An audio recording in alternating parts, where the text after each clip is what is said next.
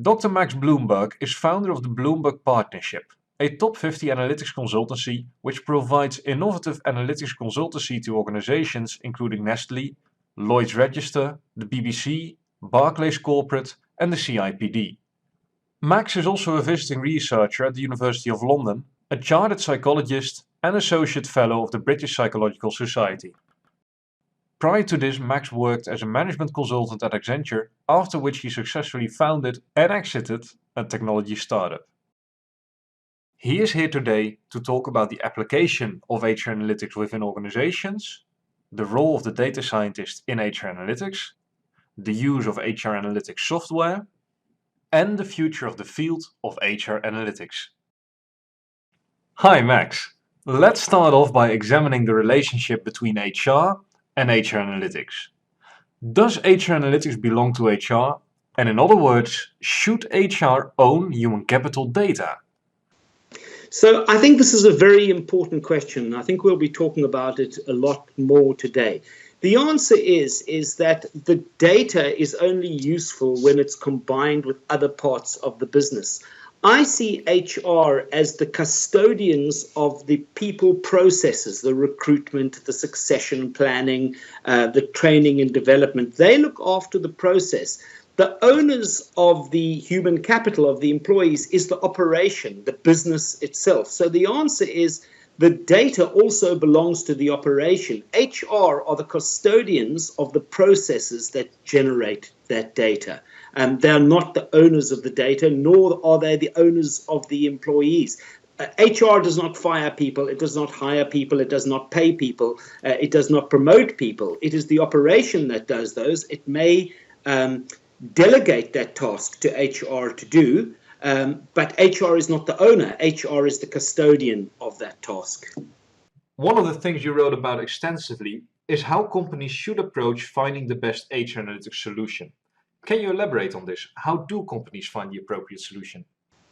So the answer to finding the solution is that the word solution means that there must be a problem.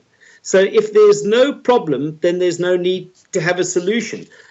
So when you're looking for an HR analytics solution, what you really mean is we are looking for a problem. And the way to find a problem is to look at the objectives of the organization, if you refer to the diagram, look to the organizational objectives and see where you're struggling with those objectives. And in particular, which key performance drivers are you struggling with? The 4 key performance drivers are productivity, innovation, quality, and customers, customer growth, share of wallet, all of that kind of thing. Now you can go back and say, right, what are the workforce capabilities that we require in order to give us those key performance drivers?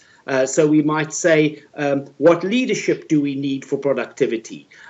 What engagement, what retention do we need for high quality and for customer growth and so on?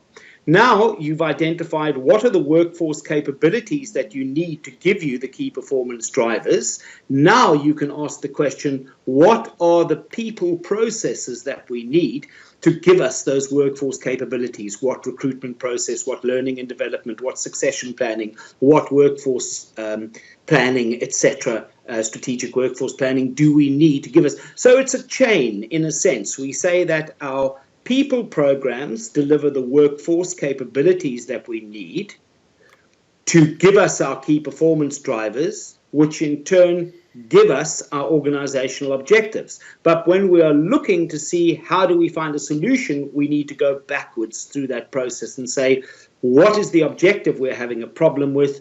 Which key performance drivers are leading to that problem? Where is the lack of workforce capability, and which of our HR processes is leading to that lack of capability? Can you give a practical example of this model working in an organization? Sure. If you were to say, for example, that we are not achieving our revenue targets, which is a fairly common problem in organizations today. So that's the organizational objective that you're not meeting. Now you look through and you say, what is impacting this most? Is it about our productivity? Is it about our innovation? Is it about our quality of the products that we are producing? Or is it about our customer care, the way we look after our customers? Let's say that the answer turns out to be productivity. So you would have to do some analysis to get that. So there we're already doing analytics. We've done some analytics to identify which of the 4 key performance drivers it is, and it turns out to be productivity in our particular organization this year, because it might change from year to year. Now, we look through the workforce capabilities and we say, which one of our workforce capabilities is letting us down? Is it about our leadership, or is it that we are not working with the right competencies required for the productivity? Is it because our retention is too low, that we are not keeping people long enough before they become productive? So we do another bit of people analytics. And let's say the answer turns out to be that it is about retention, that our retention rate is so poor that we are losing employees before they become fully productive. Now we look at our HR processes and we say, which of our HR processes is letting us down when it comes to retention? Are we recruiting the wrong people for our culture?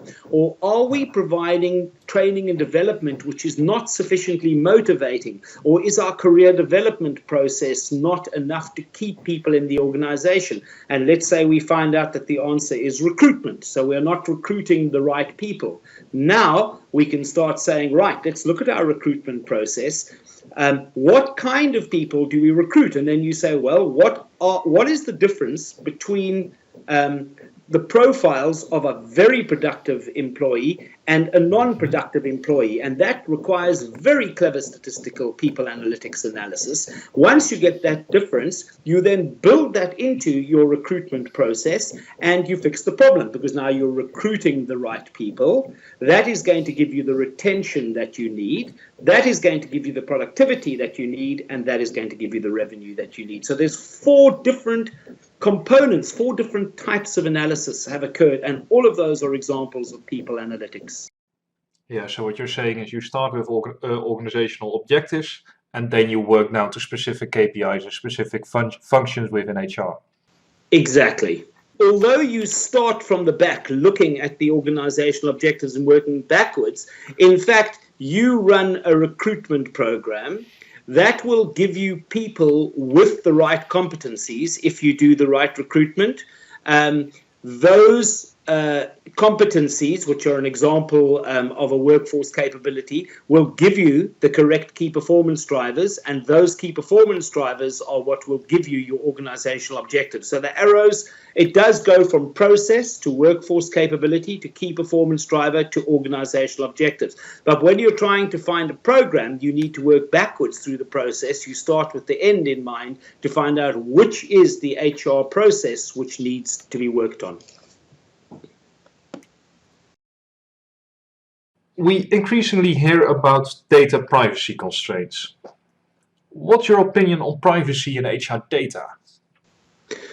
I think privacy is an increasingly important issue in organizations. I think that employees expect their employer to use their data judiciously and not to use it in ways that might be a disadvantage for the employee. So when I provide data from my wearables, for example, I expect my employer to use that to improve my well-being rather than to try and get as much work out of me as possible. However, I think that when the gig economy arrives, and it is arriving very quickly, we're going to start finding that we don't have the concept of employees anymore. We'll be working with contractors in organizations.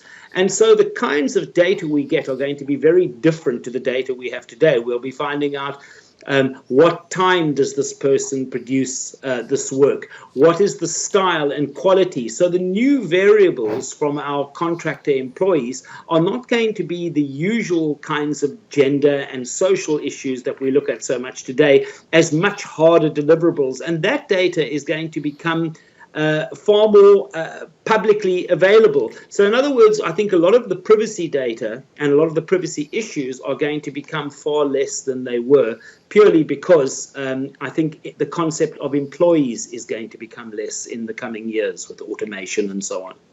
So should you expect your employer to benefit your well-being?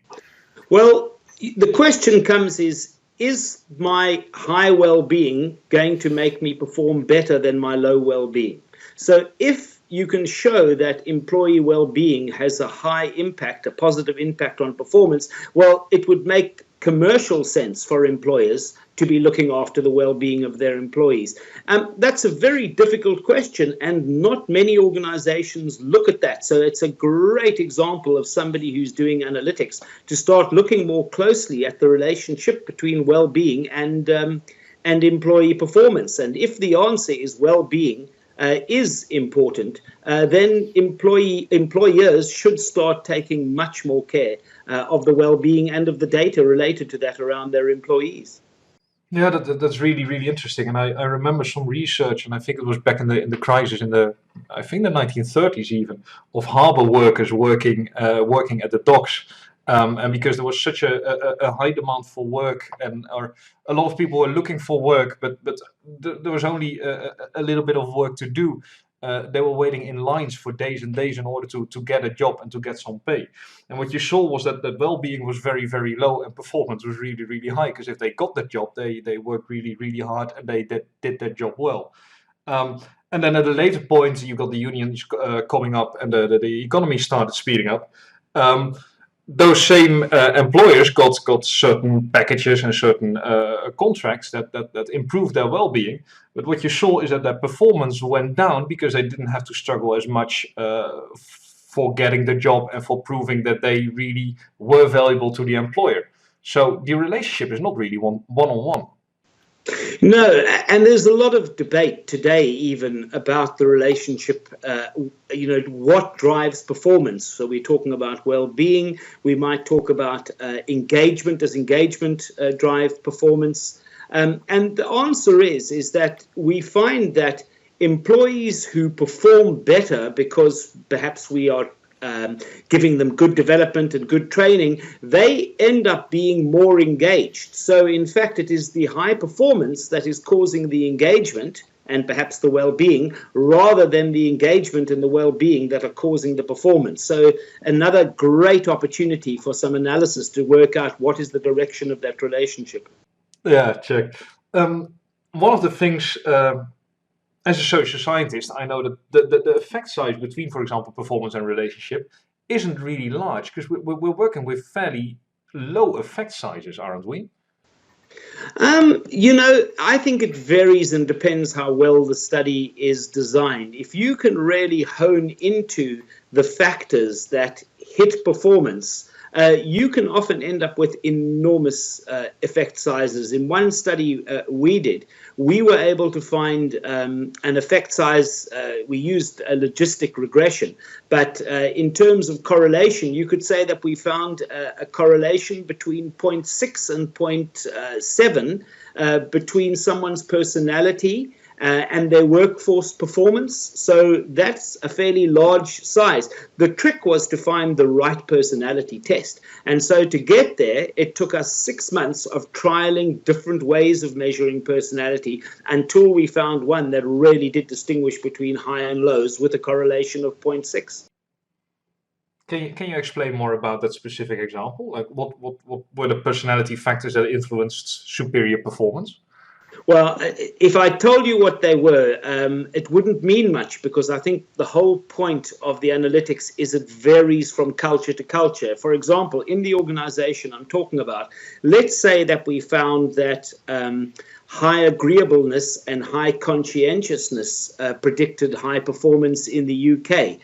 In the US, it might have been, and it was, completely the opposite. In other words, region, culture, all of those things have a huge effect on how personality impacts performance, which is why buying off-the-shelf solutions in analytics especially with human capital as opposed to marketing, is so dangerous, because you think that you're getting an answer where one size fits all. And in fact, even, I'm based in the UK.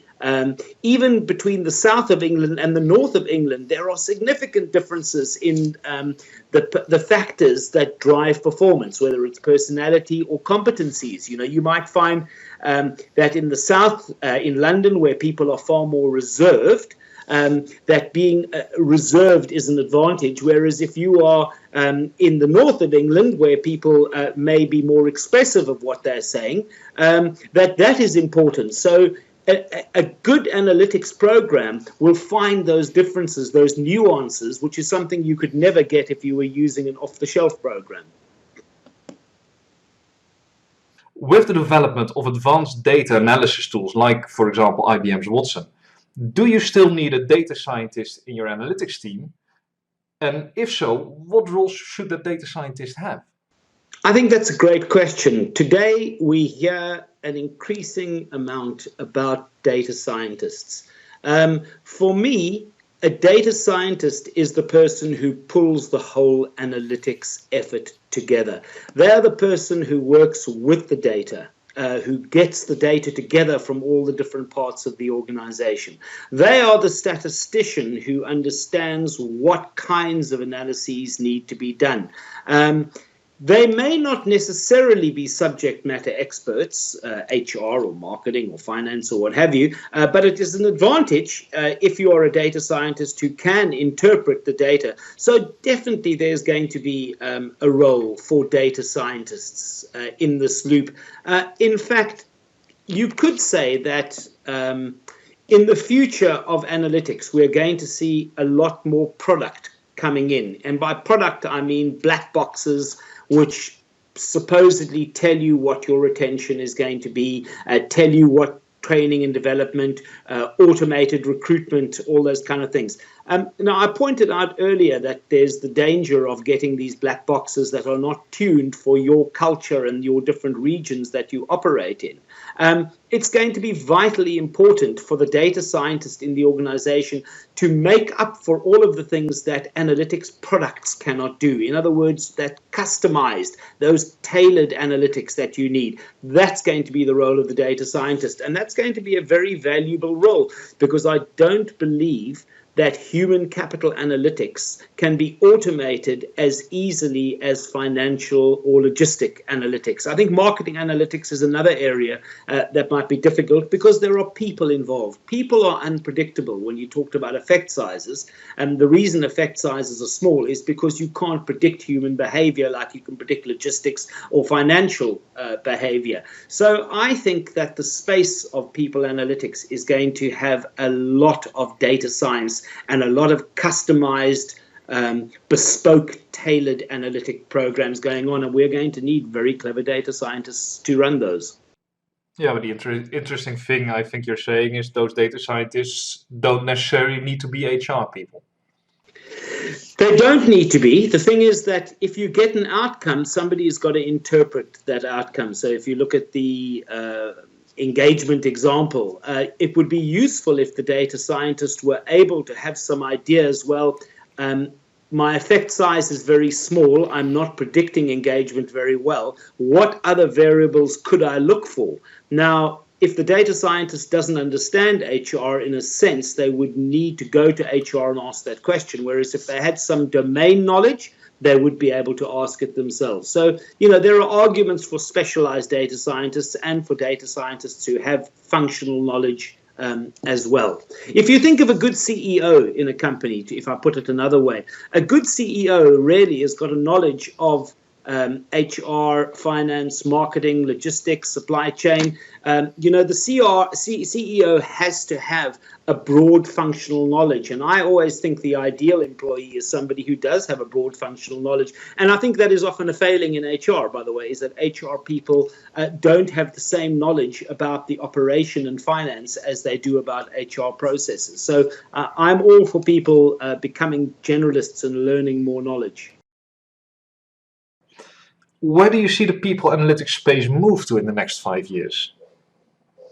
I think there's going to be a lot of productization. I think we're going to start seeing a lot of black boxes appearing in the market.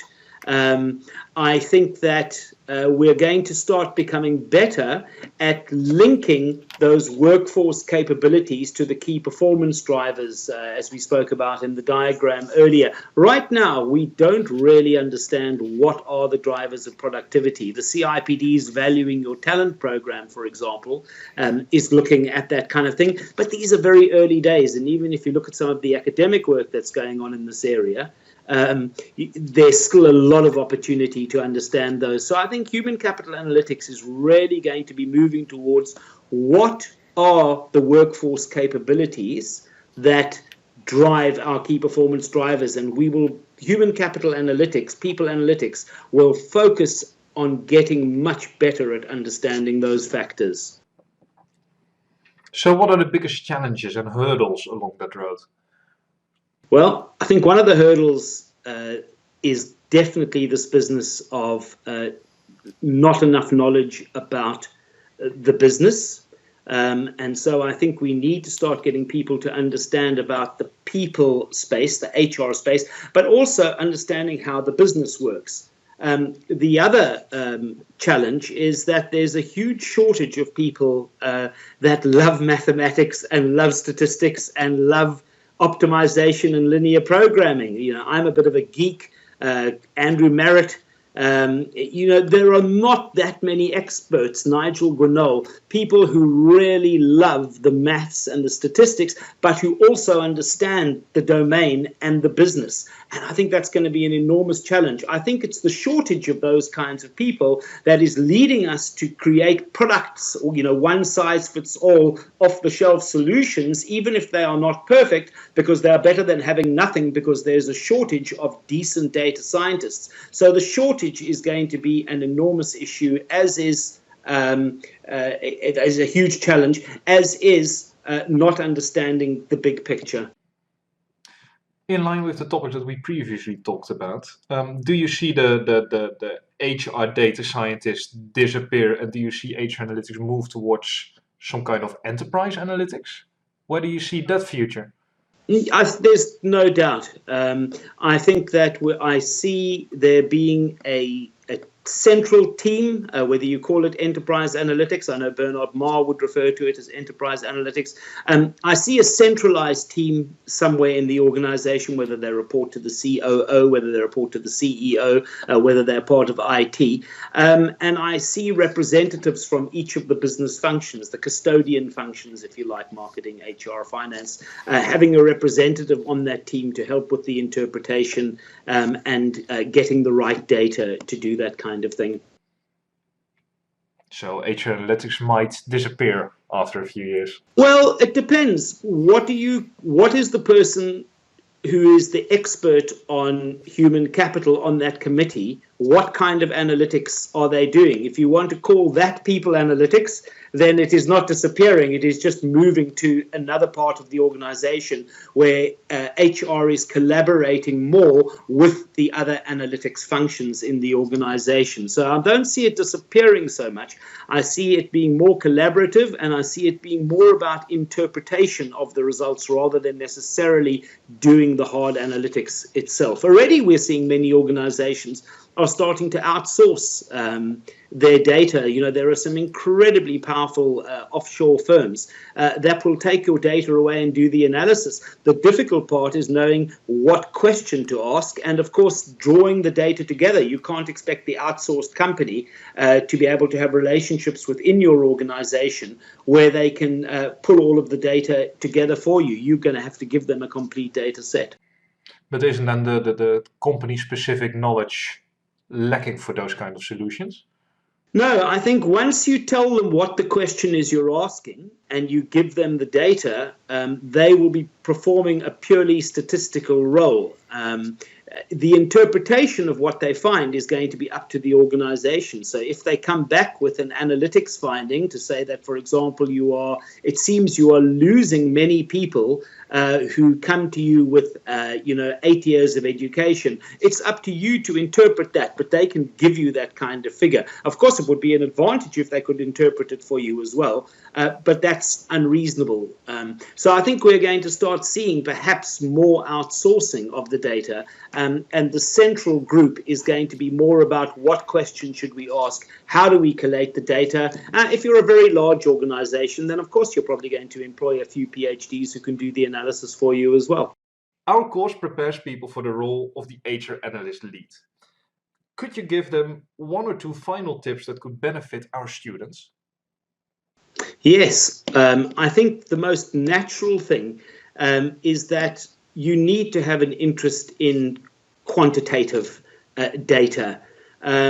It would be helpful if that is an interest. It would be helpful if you have an interest in IT. But as we've been saying right through our chat this afternoon, it's also very important for them to have an understanding of business. So I would say that to be a successful data analyst, people data analyst, having some business knowledge, the ability to read an income statement and a balance sheet and understand a little bit about how businesses operate would be very important for you as part of this. Yes, it's a very exciting future for people in analytics because there's going to be the interface with artificial intelligence coming up, which is a whole new world that we haven't even looked at yet. And the next generation of people analysts are going to be building that path. So it's a very exciting time. Cool. Max, thank you very, very much. Thank you very much, Eric.